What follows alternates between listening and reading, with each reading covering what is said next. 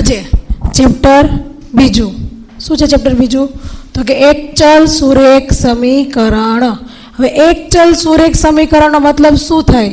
સમીકરણ હશે એની અંદર એક ચલ હશે અને સુરેખનો મતલબ થાય કે એ સમીકરણની મહત્તમ ઘાત કેટલી હશે? તો કે એક હશે. કેટલી હશે? એક. એને એક ચલ સુરેખ સમીકરણ કહેવાય. જે સમીકરણની અંદર એક ચલ હોય અને એ ચલની મહત્તમ ઘાત એક હોય તેવા સમીકરણને એક ચલ સુરેખ સમીકરણ કહેવાય. હવે એક ચલ સુરેખ સમીકરણની અંદર જોઈએ કે ચલ અને અચલ પદોથી બનતા ગાણિતિક સ્વરૂપને બેઝિક પદાવલી કહે છે. શું કહેવાય એને? ચલ અને અચલ. પહેલાં તો શું છે? ચલ એટલે શું થાય કે જેની કિંમત બદલાય. આપણે બે મૂકીએ સમીકરણની અંદર અને એની કંઈક કિંમત મળે નવી તો એને ચલ કહેવાય. અને અચળનો મતલબ શું થાય? આપણને ખબર છે. અચળ એટલે કે જેની કિંમત બદલાય નહીં, એને શું કહેવાશે? અચલ. તો હવે સુરેખ પદાવલીની વાત કરીએ તો કે જે પદાવલીના ચલની મહત્તમ ઘાત એક હોય તેવી સુરેખ પદાવલી કહે છે. હવે એનું ઉદાહરણ જોઈએ આપણે. જો એક પદાવલીમાં લખી છે 5x + 3. તમે તમારી રીતે ગમે એ પદાવલી બનાવી શકો. 5x + 3 લખ્યા છે તેમાં અહીંયા x જુઓ ને તો એ ચલ છે ચલ. તો આ ચલની મહત્તમ ઘાત છે એ તમને કાંઈ દેખાતી નથી, પણ મેં કીધેલું છે કે ઘાત કાંઈ ના હોય તો શું સમજવાની આપણે? એને એક ઘાત તો હોય જ. તો એને કેટલી ઘાત છે? તો કે એક ઘાત છે. એટલે એ એક ઘાત વાળું પદ છે એટલે કેવું કહેવાશે? એક ચલ સુરેખ સમીકરણ. ત્યાર પછી વાત આવે છે સમીકરણ બને કઈ રીતે? તો કે બેઝિક પદાવલી સાથે સમતાના ચિહ્નથી બનતા ગાણિતિક સ્વરૂપને સમીકરણ કહેવાય. હવે તમે એક ઉદાહરણ જો નાનમતું કે x + y બરાબર મેં 5 લખ્યું. આની અંદર અત્યારે બે ચલ છે. કેટલા છે? બે ચલ છે. પણ અત્યારે બે ચલની આપણે વાત નથી કરી. આપણે નોર્મલી બીજું એક ઉદાહરણ લઈએ તો એનું ઉદાહરણ હું લઉં છું. હું આવું લઉં 3x + 8 = 11. તો તમે જુઓ ને આની અંદર એક સુરેખ સમીકરણ પણ છે અને એક જ ચલ છે. કેટલા ચલ છે? તો કે એક જ ચલ છે. તો એને કેવું કહેવાશે આ સમીકરણને? એક ચલ સુરેખ સમીકરણ. બરાબર. આ હતું એક ચલ સુરેખ સમીકરણનું ઉદાહરણ. હવે આપણે આ મેં અત્યારે ઉદાહરણ લખ્યા ને બંને મેં દ્વિચલ વાળા લખ્યા. કેટલા લખ્યા છે? દ્વિચલ લખ્યા છે મેં. દ્વિચલ એટલે શું થાય? બે ચલ છે. કયા કયા બે ચલ છે? x અને y. તમને ખાલી જગ્યા સ્વરૂપે મેં પૂછેલું, ઘણી વખત સમજાવેલું છે કે કોઈ પણ એક પદ લખ્યા આમાં કેટલા ચલ છે? તો કે તમે જેટલા ચલ આવતો હોય બધા ચલ આપણે દર્શાવવા પડે.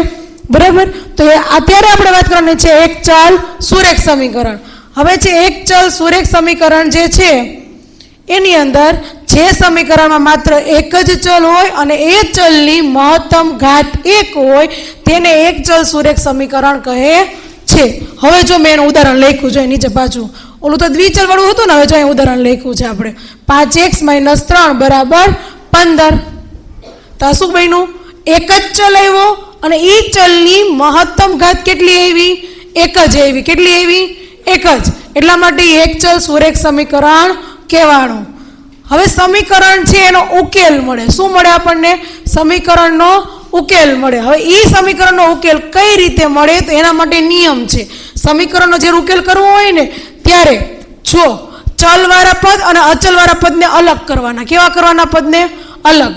હવે ચલની સાથે કોઈને કોઈ સહગુણક હોય, કોઈ સહગુણક ન હોય તો શું હોય? એક તો હોય જ. એનો સહગુણક શું હોય? એક હોય જ. હવે ચલને અને અચલને અલગ કરવાના. કઈ રીતે અલગ કરવાના? તો કે જો આ બાજુ ડાબી બાજુ હોય તો જમણી બાજુ લઈ જવાય, જમણી બાજુ હોય તો ડાબી બાજુ લાવવાના.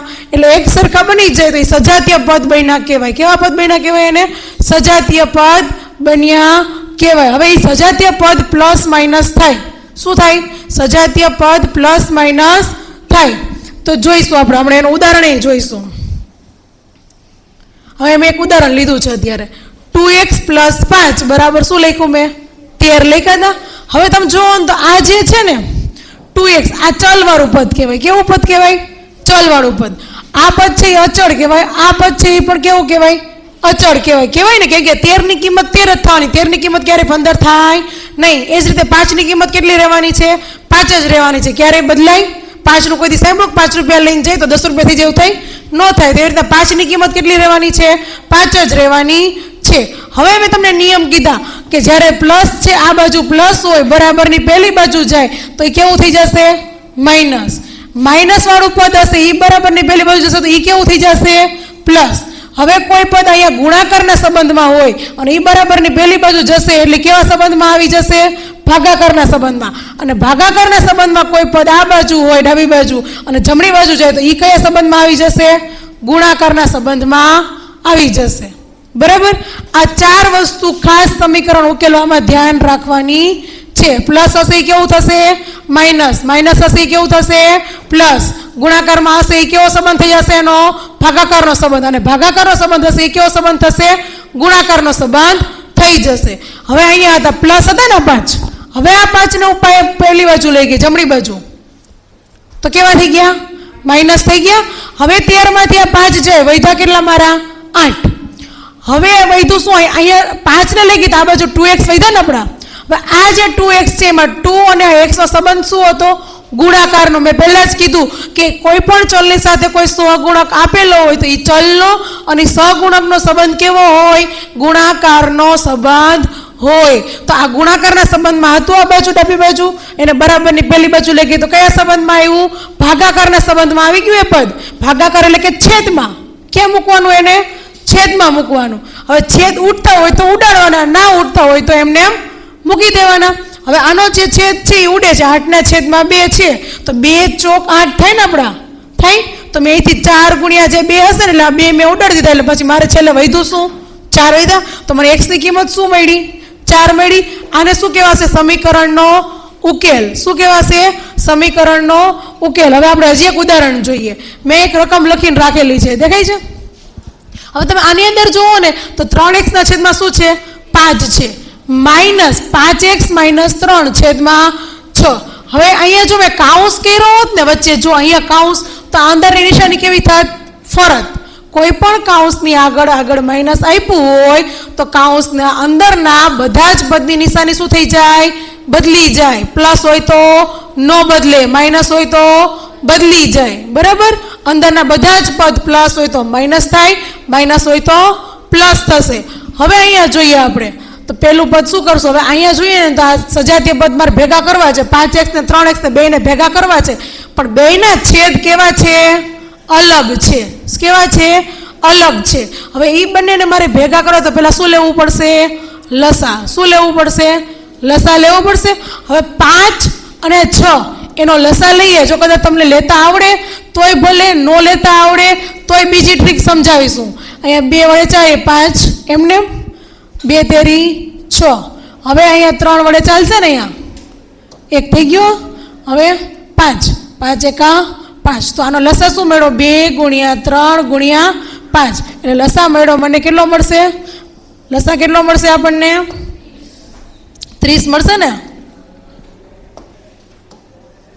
બરાબર. હવે લસા મને 30 મળ્યો. હવે બીજી રીત આપું. તમને લસા લેતા નથી આવડતો તો બીજી રીત આપું. શું રીત આપું? તો કે હું શું કરીશ? આ 6 છે ને, 6 વડે આખા પદને ગુણી દઈશ અને 5 વડે આખા પદને ગુણી દઈશ તોય ચાલે, ખોટું પડે નહીં.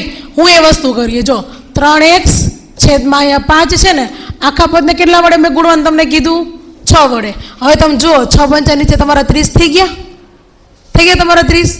હવે એ જ રીતે અહીંયા શું આવશે? Minus 5x minus 3. અહીંયા હું કાઉન્સ કરીશ. શું કામ કાઉન્સ કરીશ એ સમજાવું હમણાં હું તમને. છેદમાં કેટલા છે? અહીંયા 6. આને કેટલા વડે ગુણવાનું આપણે? 5 વડે ગુણશું ને પદને. હવે બરાબર અહીંયા શું છે? તો કે 1 છે. બરાબર. હવે શું કરશું? 3x એટલે કે આ કેટલા થઈ ગયા? 18x થઈ ગયા મારા. 6 તેરી હતો તો 3 ચોક 18. છેદમાં કેટલા થયા? 30 માઇનસ. હવે આની હારે ગુણાકાર આ છે ને 5 એનો સંબંધ આ આખા કાઉન્સ સાથે છે. કેની સાથે છે? આખા કાઉન્સ સાથે. એટલે આનો ગુણાકાર આની સાથે થશે અને આનો ગુણાકાર આની સાથે થશે. એટલે 5 એટલે પછી કેટલા થશે? 25x માઇનસ 15 છેદમાં કેટલા? 30 આવશે ને આપણા? કેમ કે એ 6 પંચા 30 બરાબર. અહીંયા શું છે? 1.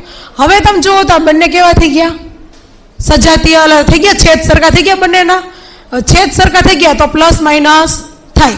હવે પ્લસ માઇનસ કેવી રીતના કરશું તો કે 18x માઇનસ 25x માઇનસ 15 છેદમાં 30 અને બરાબર 1 તો આયલા જ આવે છે આપણે.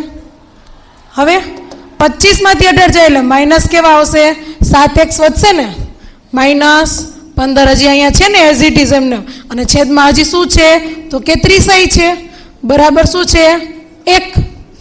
હવે આગળ જોઈએ. હવે આ 30 કયા સંબંધમાં છે તો કે ભાગાકારના સંબંધમાં છે. કયા સંબંધમાં છે, ભાગાકારના સંબંધમાં. હમણાં મેં તમને આગળ કીધું હતું ભાગાકાર હોય બરાબર ને પેલી બાજુ જોઈએ તો કયો સંબંધ થઈ જાય, એનો ગુણાકારનો થશે ને. તો અહીંથી 30 ભાગાકારમાંથી નીકળીને આ બાજુ એક સાથે કયા સંબંધમાં આવી ગયા, -7x -15. તો હજી અહીંયા નહીં જ છે, એને ક્યાંય જવા દેવાના નથી, એને ક્યાંય મૂકી આવવાના નથી. તો અહીંયા આવ્યા એટલે 30 ગુણાકારમાં આવ્યા, 30 એકા 30 થઈ ગયું એટલું. હવે હું શું કરીશ, આ 15 અચળ છે, આ 30 અચળ છે ને, બે અચળ સંખ્યા હે. તો આ -15 છે એને હું પેલી બાજુ લઈ જાઉં તો મારું -7x બરાબર 30 અને +15 થશે ને, કેવા થશે +15. હવે 30 અને 15 કેટલા થશે આપણા 45 થશે બરાબર. તો હવે 45 તો આવી ગયા.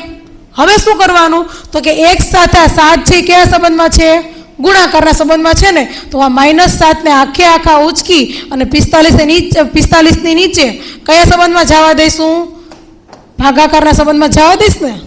હોય કે ભાગાકારના સંબંધમાં આપણે તો આ જોવાનું, અહીંયા 7 ના ઘડિયામાં 45 આવે.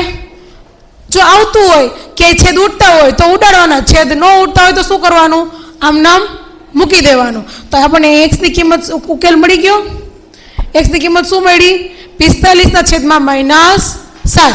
હવે આ -7 અહીંયા આપો તોય ભલે, ઉપર લખો તોય ભલે, એમાં કોઈ વાંધો